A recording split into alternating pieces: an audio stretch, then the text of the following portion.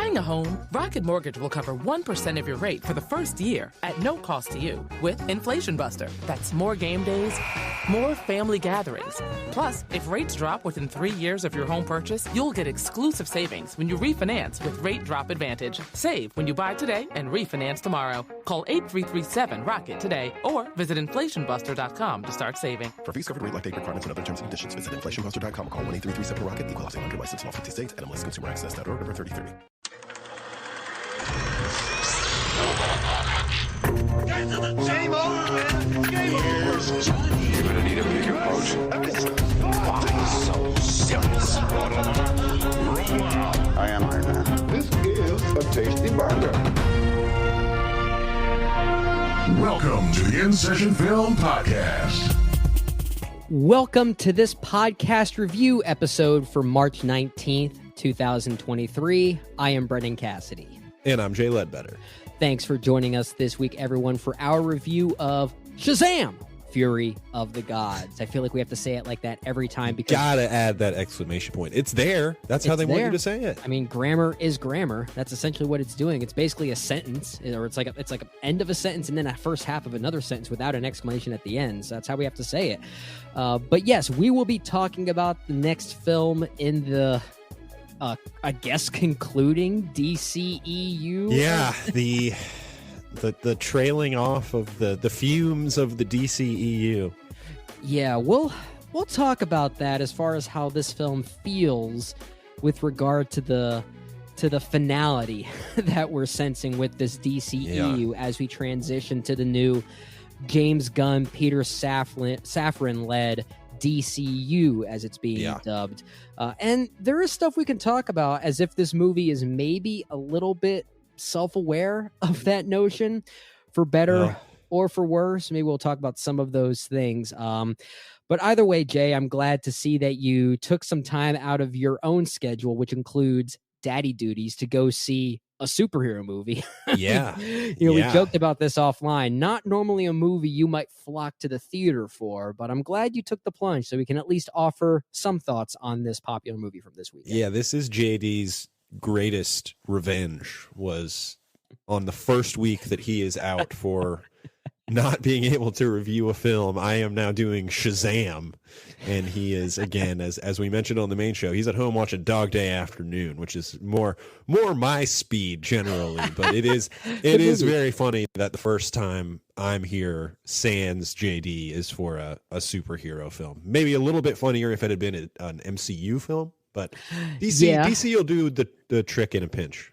Well, you've been a fan of some of these movies in the DCEU. I have been, yes. Yeah, we'll talk about that. We'll talk about that. I feel like that'll be a great way to open up this conversation as we lead into this specific film, Shazam! Fury of the Gods. Before we get into this new Shazam film, the sequel to the 2019 film, also called Shazam, I guess let's first talk about maybe some of our favorite films from this DCEU that is slowly concluding, and then give some quick thoughts on that first Shazam, which also starred Zachary Levi. So, Jay, you're obviously an Aquaman stan. I feel like that's the best way to put it. I'm an Aqua boy, 100% Aqua boy. And I think that movie is kind of indicative of what I have liked about the DCEU, as messy as it has been at times, as opposed to the MCU. The MCU, not to relitigate the stuff, we had one of our worst podcasts of all time talking about the MCU recently, but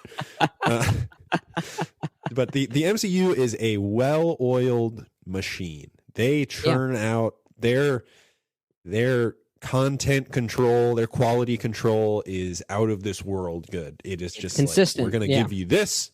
It's going to be pretty much this good every time, and that's what it's going to be. Meanwhile, the DCEU, or whatever they want you to call it, they kind of take a little bit more of an auteurist approach, where they say, for instance, David Sandberg, you're kind of a horror guy. let's let you throw in a little bit of that in your film and kind of make it your own to some extent or another. Yeah. And that's not even to talk about, the Jokers or the Matt Reeves Batman, which are kind of outside of the scope of what we're going to be talking about. Yep. But Other Worlds, I think they're calling it now or something that. Whatever. Yeah, I don't know. I It's think all I've very watched confusing. That. Yeah, it really is.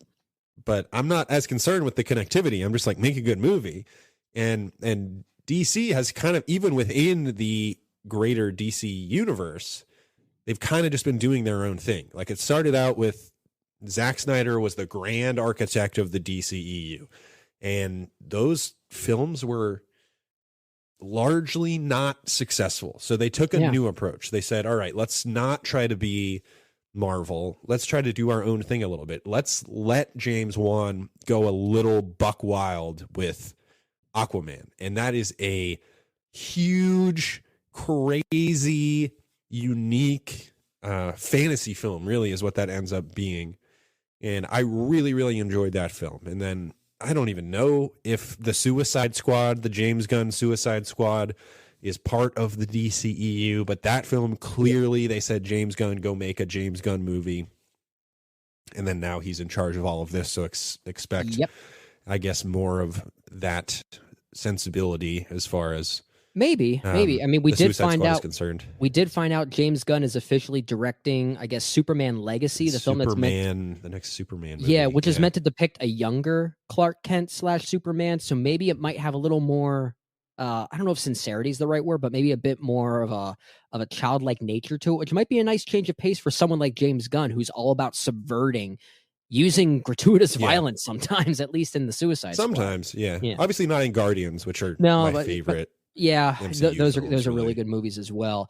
You mentioned about how the DCEU for a little while there became less concerned with connectivity and more concerned with just making really interesting movies. And there was a small part there, like maybe 5 or 6 films in a row, where they were focusing more on the individual film itself and just how strange and fun that it could be. And I think Aquaman from James Wan is probably the best example of that. It's also my favorite film from this DCEU. And say what you will about Wonder Woman 1984. I kind of liked that movie. I kind of love it. Liked that movie. I kind of love it. I love the first Wonder Woman as well. That's more of a controlled film. I think it mostly falls apart in the final act for reasons we don't have to get into here. But Wonder Woman 1984 is a movie that clearly Patty Jenkins wanted to make. And you can argue maybe she didn't do a very good job with it, but it kind of works. It's weird. But it kind of works better because of what came before and after it, I guess, and I think that's what certainly supports it.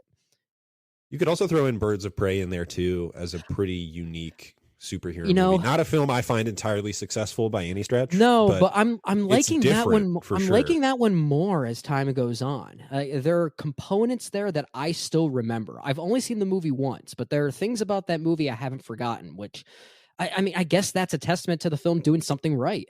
It stands out in a world of, factory-made superhero movies. Again, we don't have to relitigate this again, but I don't think it's a secret or an uncommon opinion to hold that these are getting a little repetitive, a little whatever the opposite of a tourist is. That they're getting a little stale in some ways. And so it is nice to go back and think about, well, Birds of Prey had kind of this aesthetic that we're not really used to seeing, and some action set pieces that were going for something, even if they weren't entirely successful. And I appreciate that for sure. And you mentioned David F. Sandberg, who comes from a more horror background, which included Lights Out, I believe, which I actually thought was a pretty effective horror film. And he, of course, directed Shazam from 2019. So before we get into our thoughts on its sequel, Fury of the Gods, what did you think about that first Shazam? I think it's mediocre.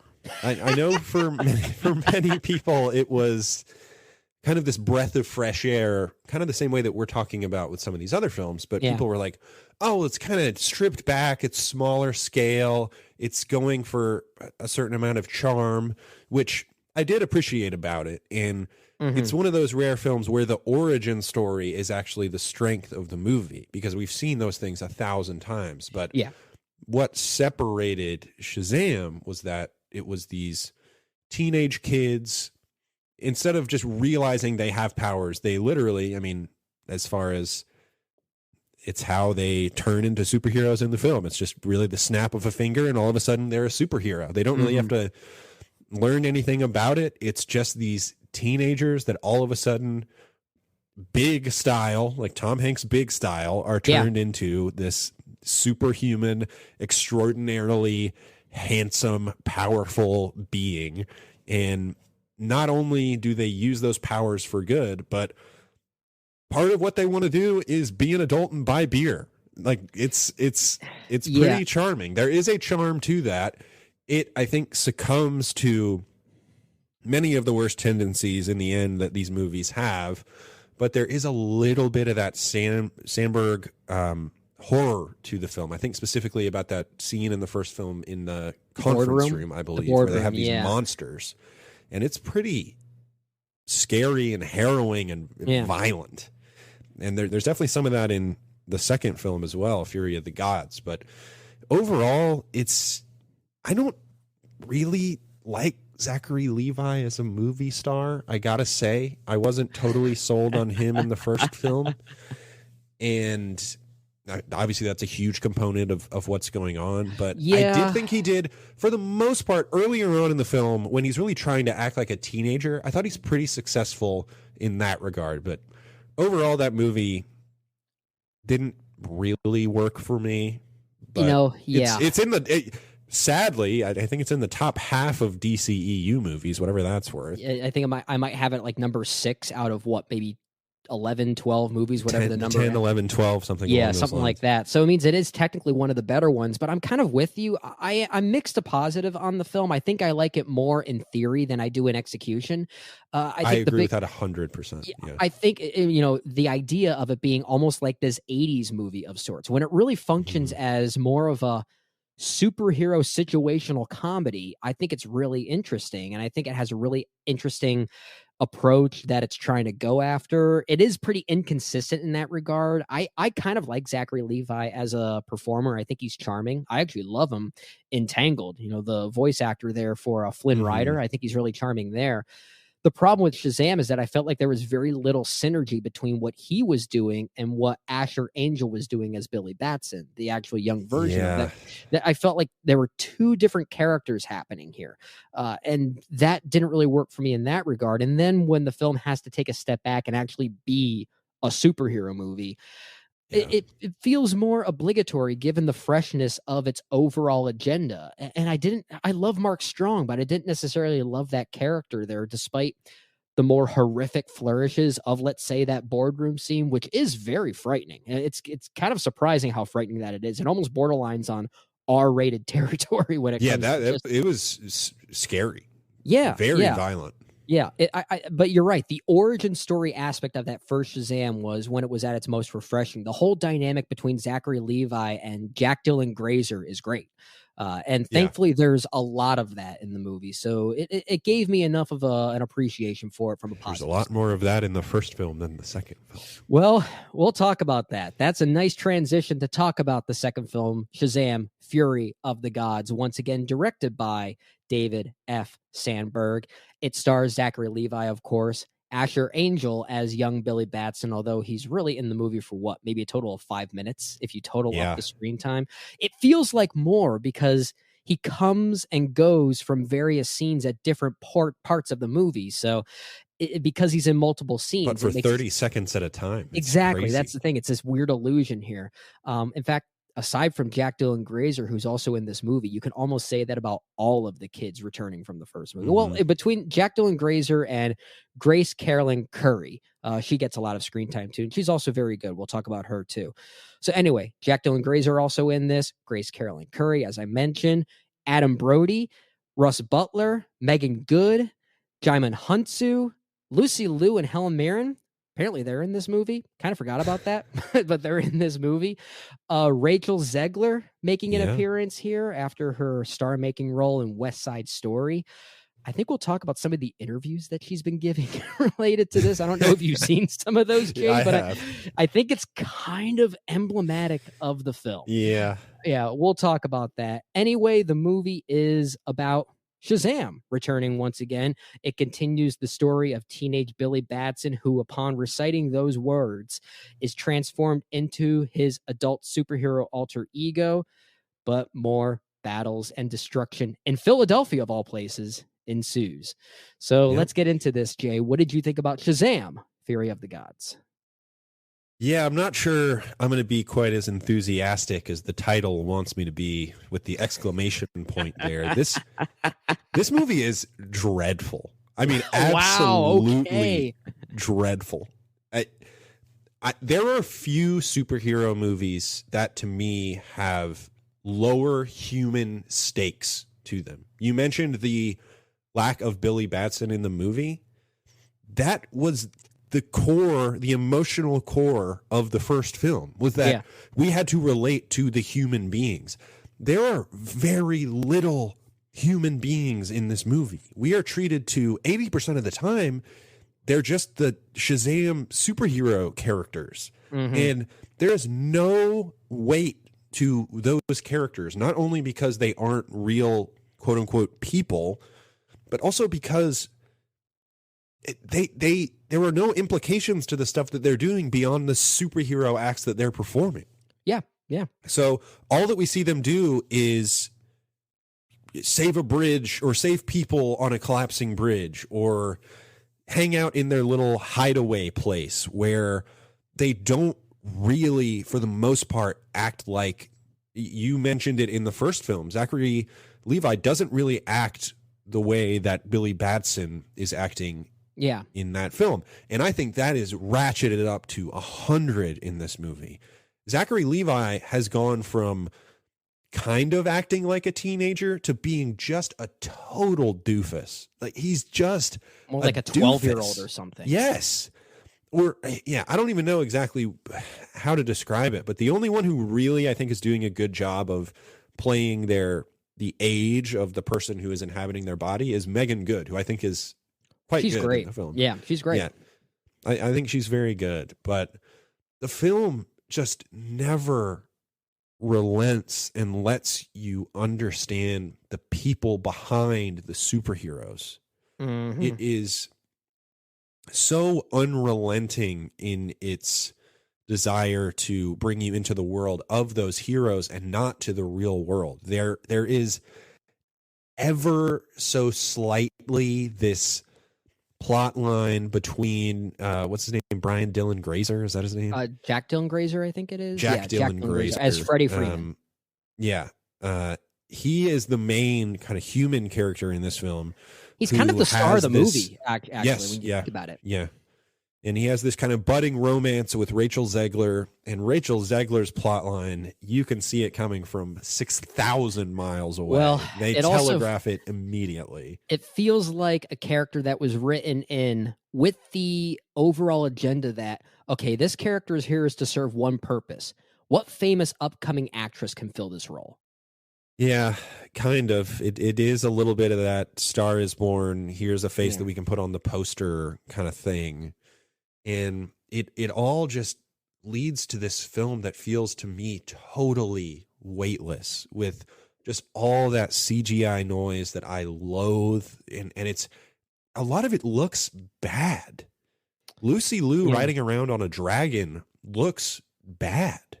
And speaking of Lucy Liu and Helen Mirren, talk about just nothing performances. I don't know what they could have done with this material, but they don't go big enough to really have fun, and they're kind of playing it just weirdly straight without any intonation whatsoever. You have these are like, I mean, with Helen Mirren at least, Shakespearean talent there. I mean, you're giving them literally underwritten characters. That's room to play with. And they don't do exactly. that. Yeah. Well, I think about Helen Mirren in the Fast and Furious movies. She has fun in those movies. She's good in those movies. And I know that Lucy Liu can be good in a movie like this too, but they are just, I don't know if they were told to just play it flat, but they play it flat. And at the end of the day, this movie, I just couldn't wait for it to be over, because it just does in the end just turn into a whole bunch of noise where they try to throw in these little bits of emotion that there's nothing before has led up to that. So it just feels totally weightless. Like I was saying, I think this movie is, thank God for Cocaine Bear for this movie, because otherwise I'd be calling it the worst movie of the year. But fortunately, I'll call it second worst. That's high praise. Put that on the sticker. Second worst movie of the year. It's not the worst. Did you get the chance to watch Black Adam yet? I have not watched Black Adam.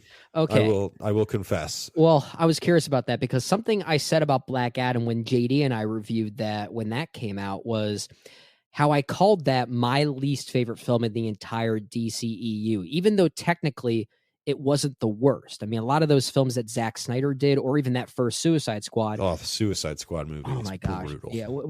But again, I would put those movies above a movie like Black Adam because at least those movies elicited some emotional response from me. It wasn't a good emotional response, but there are things about it that it at least tried, and I remembered. Black Adam, I forgot about minutes after leaving the theater. Yeah. And that's what made it worse. That's what made me hate it so much. I'm kind of feeling the same way about Shazam! Fury of the Gods. Now, 100%. I will say this at this point now. I know I like it more than a movie like Black Adam simply because there are times in the theater I was at least enjoying components of it. Like I did like Jack Dylan Grazer. I liked his chemistry with Rachel Zegler just because they're two talented actors that I feel like feed off of each other pretty well. And I like the idea that this character, Freddy, is bullied in school. And when he tries to confront this pretty girl, he actually openly acknowledges the silly things that most dorky kids say in movies. So I kind of like the self-awareness there that I thought was kind of cute in its own way. But aside from some of these things, like I find myself forgetting the movie as time goes on. I saw it, 3-4 hours ago, and you're already struggling. The details are a little they're hazy. blurry. They're blurry. And I think it just speaks to this overarching problem that we're kind of alluding to. And it is this transition between the DCEU into the DCU. And it's not that this movie is literally and narratively changing the scope of what this is. There is no like rebranding that actually happens that's meant to lead us into a new universe or a new timeline. It's actually the exact opposite. It is. It is very grounded in the current DC universe. Yeah, but in one of the most shoehorned endings I can remember seeing. And I feel like we need to talk about it. I mean, the trailers already gave it away. The TV spots have revealed it. So I guess it's not really a spoiler at this point. But it's the way that the film feels, because it feels like an obligation. It feels like a movie that had been planned, had been almost made in its own way, or at least like most of it had been written and made. And they need to release it in order to tie off this business bow of the DCEU. Although I guess they don't, because they didn't release Batgirl. They don't have to. But yeah. I mean, maybe they just assume that this had more monetary. This had brand recognition behind it already. It's a sequel to another film that worked for them, so I get the reasoning behind it. But I mean, the box office numbers, as we're talking about this now, they were not very good. But again, I think that's less on the film itself and more so due to timing. I mean, this is coming off, or this is being released after James Gunn already made this announcement. So people already have this knowledge. Why am I going to see this movie if I know it doesn't mean anything anymore? In a world where fans are hyper aware of the business side of this stuff, I think that totally makes sense. Yeah, and I think that's what is happening here with regard to this film's box office. And I just think it's so forgettable, and I think that's the biggest sin a movie like this can commit. And it's not, I don't think it should be forgettable. There are moments in that final act that this should have felt like full-on Sam Raimi. It is ridiculous when you actually read it on paper, and then you've got probably the most egregious product placement since any Michael Bay film. I was going to bring that up. It is insane, that product placement. I mean, we're talking about Skittles. And it's not. They say taste the rainbow twice, I believe. The way that they're actually visualized is in slow motion, like it's meant to be seen for a TV looks like ad, a commercial, and it's actually part of the plot. Like it's like you remove Skittles, the movie doesn't work. Like, that's how important it is to this movie. It sort of reminded me of the Krispy Kreme in Power Rangers and how necessary it was to that movie.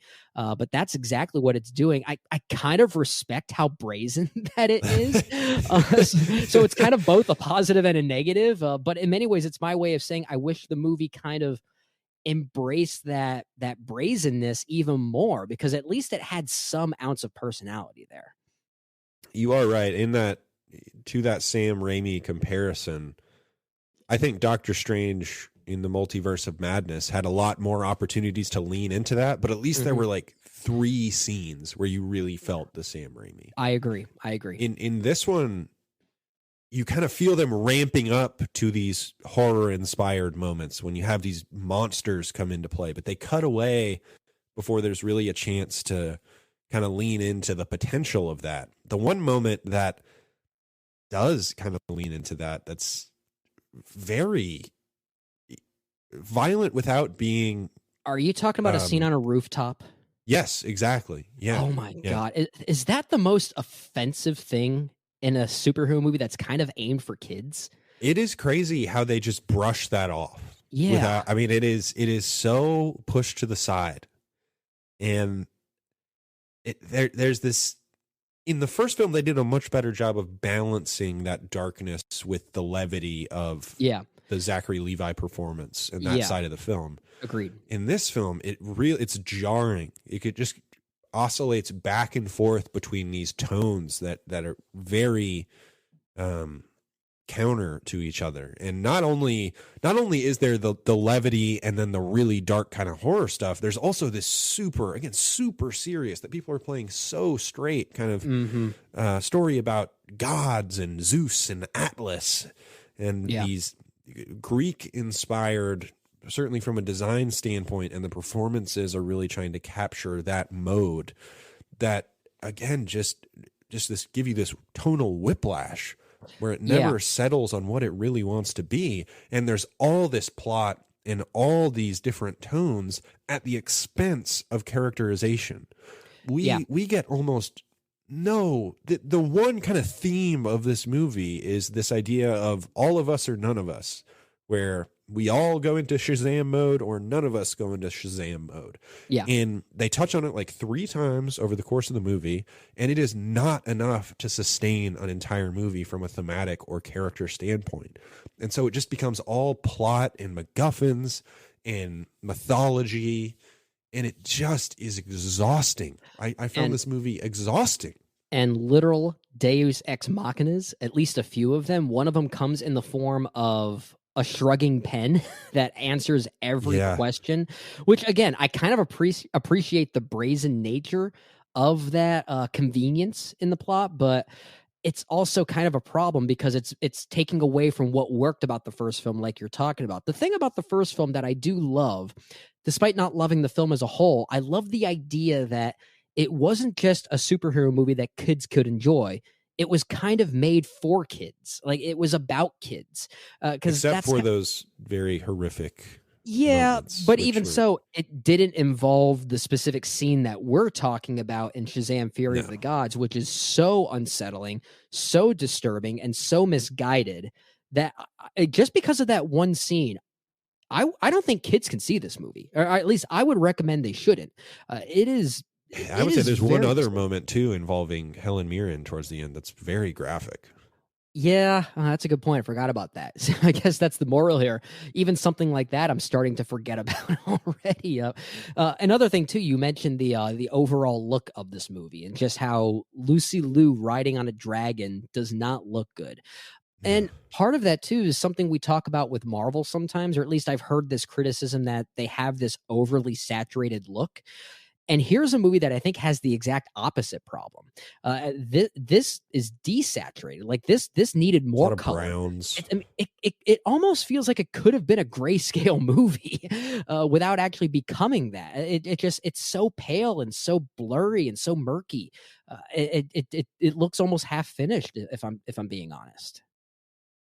Yeah, I mean, all respect to David F. Sandberg, but I don't know that he's the most accomplished visual filmmaker working right now. Not that really even applies when it comes to these movies. A lot of times they're going for this house style. Right. And Sandberg is actually, you kind of mentioned the Rachel Zegler comments that she's had about this film. I don't know if you've seen the David F. Sandberg comments. Yeah, what did it say? Something like, I got paid up front, so it's all good. I knew this was coming. Yeah, they were talking about the bad box office, and Sandberg just said, yeah, saw this coming a mile away. I got paid up front, so what do I care? I don't know. I don't have any back end on this movie. And of course, it's just a crazy thing to say about a movie that he probably spent 2 years on.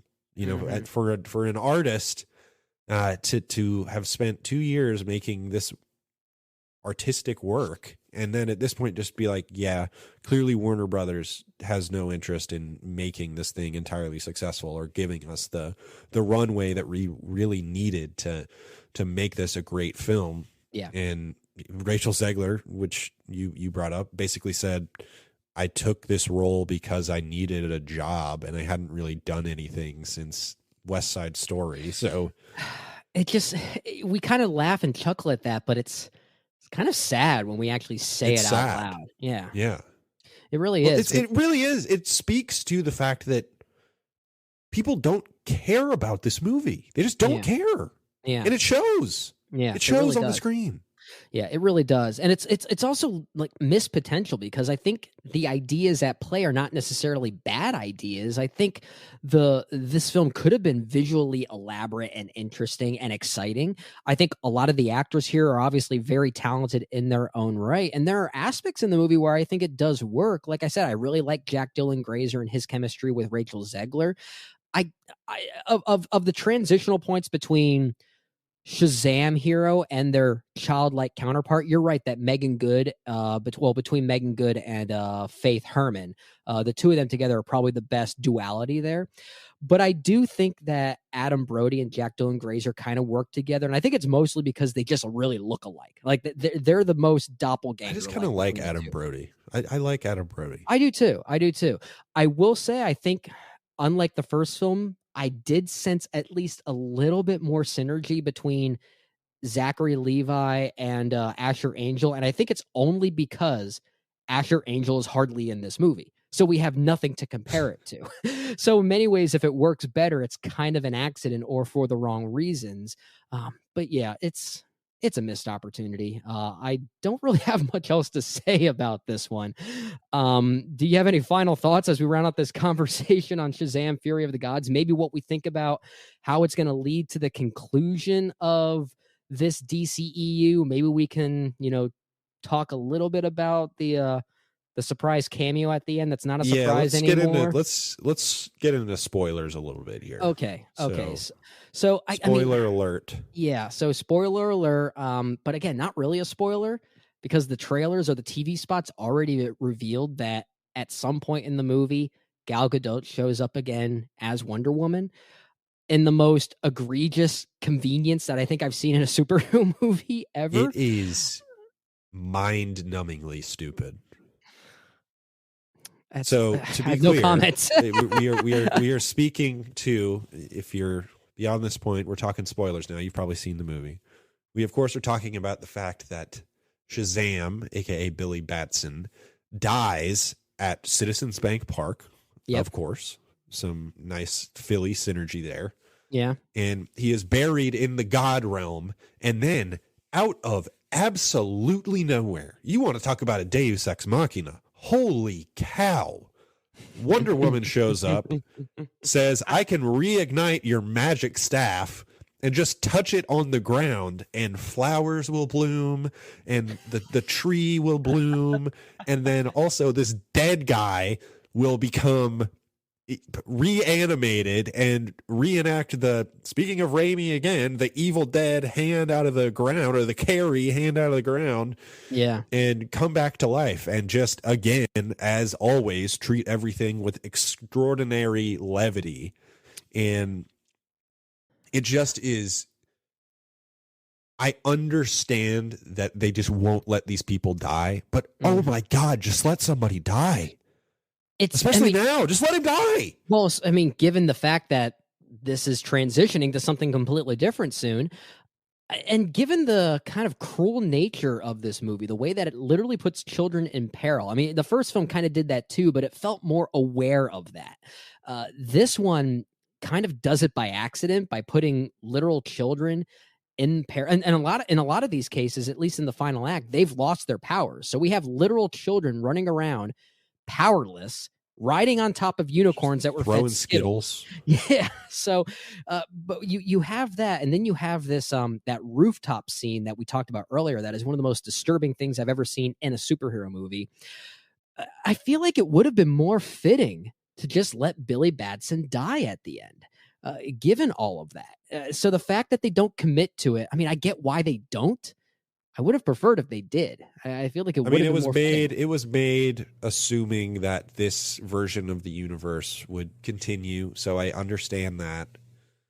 But it just undercuts whatever dramatic tension they had established by the end, which for me was very little, but my God, at least there was something. At least there was something. I agree. And then they just completely undo it. And I mean, you're right. It is this. You think about it in the context of all these superhero movies where you don't want to leave people with this horrible sensation as they leave the theater. Mm-hmm. But also at the same time, you've shown a lot of like traumatic, gory stuff in this film, kind of disturbing stuff. So if there is a time to maybe take that risk, it's in a movie that has that stuff in it. Yeah. And then to have that connectivity, that tie to Wonder Woman, I rolled my eyes in the movie theater. It wasn't even just her appearance. Out of here. Oh my God. The way that her classic theme ramps up as if to really call attention to it. It felt like they were really just trying to bring these characters we've at least seen before in one final moment. But remember again, how much you like Wonder Woman? Just go watch Wonder Woman and Wonder Woman 1984. I'll die on that hill. I like that sequel quite a bit. At least it felt like a passionate film. And then, of course, there are two post-credit scenes. One of them, the second one that comes at the very end. I don't know if you stayed for the very end. I couldn't do it. No. It literally means nothing because it's not leading to anything. At least if I'm missing something. Maybe I just don't have enough knowledge. What is it? Go ahead and we're in spoiler territory. Mark Strong comes back and he's in a prison cell and he's talking to a caterpillar that's meant to break him out, and then the caterpillar just walks away. That's basically all it is. But cool. There is a post-credit scene or a mid-credit scene specifically that I assume you at least stayed for. No, and that I left right away. Okay, well, that one at least felt kind of self-aware that a new universe is coming because it features Zachary Levi being recruited by members of Amanda Waller's Justice Society, not the Justice League or the Suicide Squad, but the Justice Society, which is represented in Black Adam. And they're asking him to join, and he's Zachary Levi Shazam is saying like why would you call it Justice Society? Like, shouldn't there be a rebranding or something like that? He literally comes out and says the words rebranding. So it does seem like there is maybe a literal self-awareness there that I couldn't tell if I liked or disliked. I kind of respected and hated it at the same time, which I guess is kind of emblematic of this whole film. I don't know. But yeah, I didn't care for it much. I'm liking it less even as we talk about it here. It's terrible. I hated it with every fiber of my being. And I will say, just to add insult to injury, one of the greatest songs ever made, Naive Melody, This Must Be the Place by the Talking Heads. There is an egregiously bad cover of that song at one point. It plays for like 20 seconds. It pissed me off. Pissed me off. It's when they go to the high school for the first time, and it's clearly trying to bring trying to back modernize it of the 80s. It is in a more modern way, but it's so bad. Yeah, so bad. Come on. Don't pick on David Byrne, man. You got to keep the essence alive. Keep the essence alive. He was just at the Oscars. Yes. Which this movie will not be. It will not be. It will not be. And I'm liking it less as we talk about here. I'm really curious to hear what you think about Black Adam if you ever choose to watch it. But oh boy, I'm not necessarily asking you to take the time to do so. I've almost watched it 2 or 3 times and I just haven't. Because I know it doesn't matter. I hear it is exactly what you're saying it is. Just a nothing of a movie, just like this cynical exercise in trying to bring The Rock into the universe. And to me, The Rock has become one of my least favorite movie stars because he just makes rock movies. He refuses to give himself over to anything interesting. At least other actors who are kind of in a similar, I guess, position, some of these perceivably machismo actors that actually like came from a more machismo background, if you want to call it that, at least a lot of them have tried to challenge themselves. Like John Cena has tried to challenge himself a little bit and try and test his comedic chops a bit. So and a lot of them actually bring some charm, but I feel like Dwayne Johnson's sort of playing into the trope a bit too much. And it's a shame because I didn't love him in Black Adam either. And I usually like him in a lot of movies. So I was a big fan until a few years ago, and I Great in Pain and Gain. Can't do it anymore. But yeah, I guess this is all a way to say Shazam, Fury of the Gods. We're not a fan. I'm liking We're saying less. Don't Rachel Ziegler to the movie theater. Zagler away from it. Well, there was some fury between us here. Anyway, if you heard what we had to say here and you agree or disagree with what we just said about Shazam, Fury of the Gods, you can let us know on social media, on Twitter, at InSession Film. That's the best way to get a hold of us there, or on Facebook, Instagram, all of those places. Or you can email us your thoughts in long form at InSessionFilm@gmail.com. I guess before we close things out here, Jay, one thing we didn't get a chance to do at the end of episode 526, the most recent main show that we did with you, myself, and Ryan McQuaid, talking about our top 5 movies about fatherhood, clearly inspired by our good friend JD Duran, who's taking his paternity leave now that Andrew has come into the world, and we're so happy for him and the entire Duran family. But that show ran a little long. We had a poll prepped, a poll around superhero comedies not from the MCU, so clearly inspired by Shazam, Fury of the Gods. I'm going to quickly get into some of those results now in a very unofficial capacity. It wasn't a very competitive poll, but I'll just say, in a category or in a poll category like this that includes Spider-Man Into the Spider-Verse, it didn't win. It usually wins these polls. The Incredibles won. The Incredibles, good people choice, think is the best superhero comedy. 31% there. In second place at 18%, actually close to 19%, Kick-Ass. Interesting. Yeah, I'm not a fan of Kick-Ass. I don't know how you feel about that, but I liked it at the time. I don't get the sense that I would like it if I watched it again. That's how I am with it. But I understand why it would do well on a poll like this, because when you're talking about movies that are purely superhero comedies, that is kind of a blueprint for it, at least in the modern landscape of superhero movies. But anyway, with regard to some of these other options, Birds of Prey and Spider-Man Into the Spider-Verse were in third place at 12.5%. I will say some of these other films that at least got a few votes here that I really like. Mystery Men, I think, is a really interesting movie. The Mask, if you want to count that as a superhero movie. Teenage Mutant Ninja Turtles, the original from 1990, sort of a nostalgic favorite there, at least for many people. Not enough Vanilla Ice for me. Oh, fair enough. A movie that did not get any votes that I would love to throw some love to, if you want to call it a superhero film, Men in Black. The original Men in Black, I think, is a very good one. Yeah, I mean, Incredibles is the choice here. I think that is, I maintain that is the best superhero movie, period. Strip away any qualifiers. That's my favorite superhero movie, so obviously I would have voted for it here. Yeah, I probably would have voted for it as well, but I do love a lot of those other films, just to throw some love to some underappreciated superhero comedies. But we thank everyone that voted on the poll, and for those of you listening, we thank you for joining us. Once again, we'll plug episode 526, where we talked about our top 5 movies about fatherhood. But be on the lookout for episode 527 coming up next weekend. It's going to be inspired by John Wick Chapter 4, so it's going to be action films galore. We might be talking about best action sequences, action movie stars. At this point now, I don't want to speak too soon, Jay, kind of leaning towards best action sequences. I think that'd be a lot of fun. I think so too. I'll have to double check the archives to see if we haven't done it yet, which I wouldn't be surprised if we did. But I do think, given the topic at hand, John Wick Chapter 4, which is known for its inventive action sequences, it only makes sense. I think it only makes sense. I would love to do that. Absolutely. I put it on the spreadsheet. You did, so you're biased towards it. But anyway, be on the lookout for that next week. Thanks again for listening, everyone. We will see you all next time on the InSession Film Podcast. We're like Fury Podcast. Are you calling ourselves gods now?